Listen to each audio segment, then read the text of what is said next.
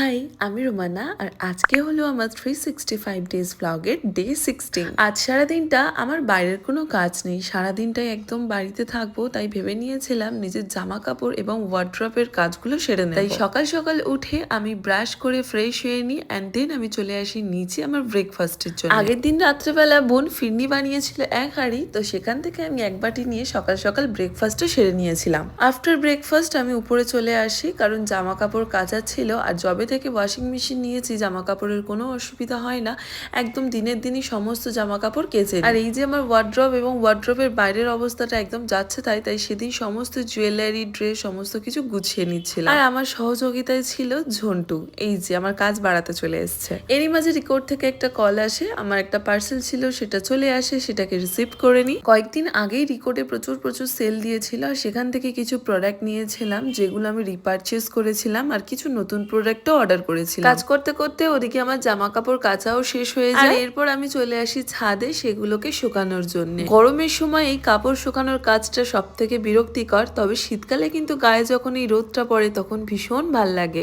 Almost semi dry হয়ে জামা কাপড়গুলো বের হয়, তো তার কিছুক্ষণের মধ্যে কিন্তু আমার জামা কাপড়গুলো শুকিয়েও যায়, তাই আমি ছাদেই ডিরেক্টলি গুছিয়ে নিচ্ছি। এরপর শাওয়ার নিয়ে নিই আর তারপর আমি চলে আসি লাঞ্চে। দুপুরে আমি একটুখানি ভাত ঘুমিয়েছিলাম আর সন্ধ্যাতে চলে আসি অনলাইন ক্লাস করাতে। শনি রবিবার করে আমি ক্লাসটা করাই, তো ক্লাস করানোর পরে জানো তো স্প্লিটসভিলা হয়, তো তারপর আর কি স্ন্যাক্স নিয়ে বসে গেছিলাম আমি স্প্লিটসভিলা দেখতে। রাত্রেবেলা হঠাৎ করে মায়ের শরীরটা অসুস্থ হয়ে যায়, তাই ডাক্তারখানায় নিয়ে চলে আসি। তো আজকের ব্লগটা এত